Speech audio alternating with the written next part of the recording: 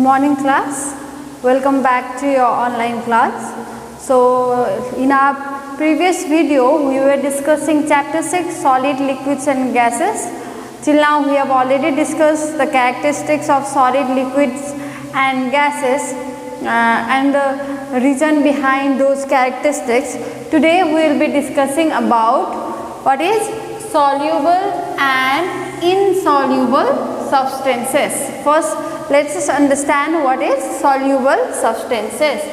Soluble substances are those substances which completely dissolves in water and forms a homogeneous mixture. Okay, those kind of substances are known as soluble substances.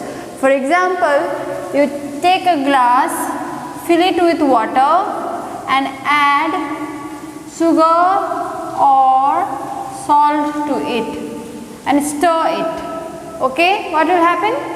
The sugar or salt will completely get dissolved in the water. So sugar or salt is a soluble substance, okay, because it gets completely dissolved in water. Now next, coming to insoluble substances.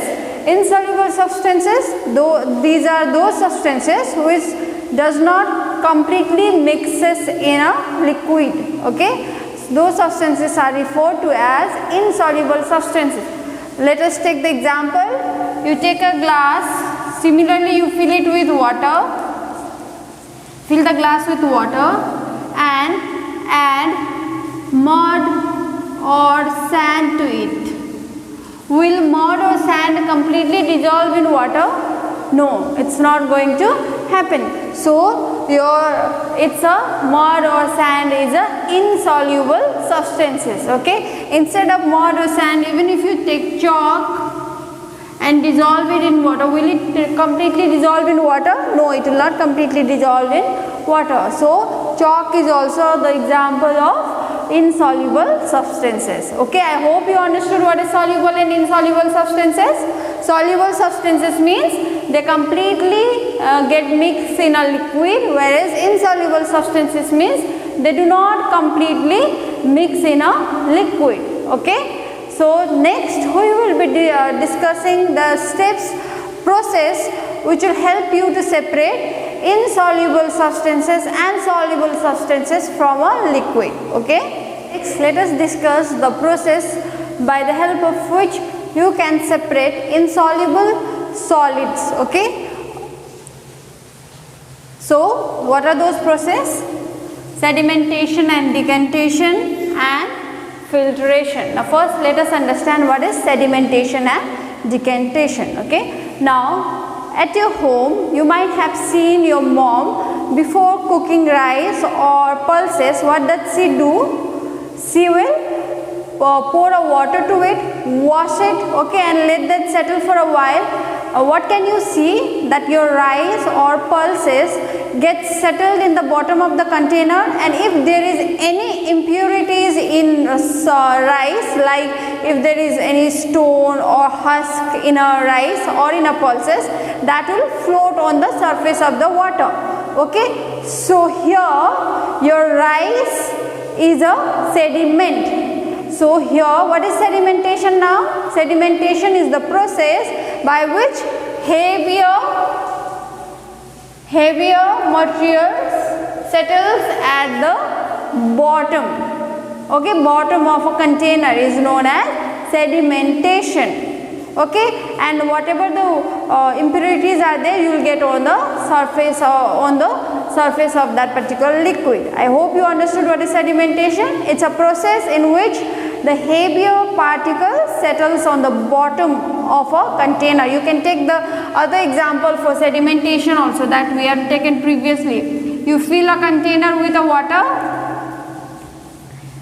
add mud to it. You add mud or sand to it and you mix it. After a while, what will you, if you let it settle for a few hours, what will you be able to observe? You will be able to observe that on the bottom of this container you have mud and on the top you have clear water. Okay, so this mud is referred to as sedimentation, sediment. and the process by which this mud or sediment was able to settle down on the container is referred to as sedimentation. Now if you want to get a clear water, you slowly pour it on the another container, okay. So that process by which your water you are able to pour it on the other container is referred to as decantation. Okay, I hope you understood and you could differentiate between what is sedimentation and what is decantation. Okay, now next, coming to the next process by which you can separate the insoluble solids from liquid, another one is your filtration. Okay, for filtration process you generally use filter paper.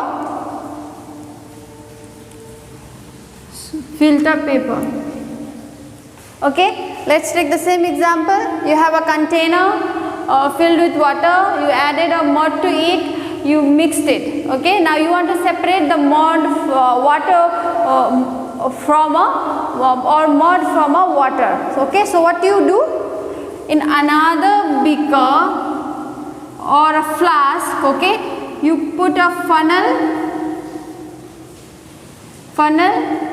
okay, and then on top of the funnel you put a filter paper, okay, and slowly you pour this mixture into this particular beaker. Okay, what will you get? In this container you will get the clear water, and in this filter paper you will get the mud. Okay, so this is filtration. Okay, you are separating the insoluble solid, okay, impurities from a liquid, okay, by the help of a filter paper or other filtering units. Okay, so this is we discussed three steps, three process by which we can separate the insoluble solid from liquid. Those were your sedimentation, decantation and filtration. Now next we will be discussing about how are we gonna separate the soluble substances from a liquid. For example, if you mix a salt in a water, salt completely mixes with the water and forms a homogeneous mixture, right? So how are you going to separate the salt and the water? Okay, so because salt as it is completely soluble, you have a different process for its separation. So we will be discussing that now. We will be discussing about how are we going to separate soluble substance from a liquid. Okay, so for that you have two process. One is distillation process and another one is your boiling. Okay, the picture that you can see here is that of a distillation unit. Okay, in distillation simultaneous boiling of a liquid and cooling of a liquid takes place by the help of which you can separate the liquid from a soluble solid or soluble substance. Okay, so here you can see in this particular beaker, in this particular flask, you have a mixture of water and a soluble substance. Okay, let us assume the soluble substance to be sugar, salt or anything. You first, what do? You heat that mix, you heat it properly. Okay, when you heat a liquid, what happens? It gets converted into vapor, right? So water gets converted into vapor and vapor rises upwards. So here you have an inlet to the condenser. Now in condenser what happens is, condenser is linked to the water channel. Okay, so whatever the hot air is getting inside that condenser, it will immediately get cooled down because of that water channel, and whenever the vapor gets cooled down, it gets again converted into what?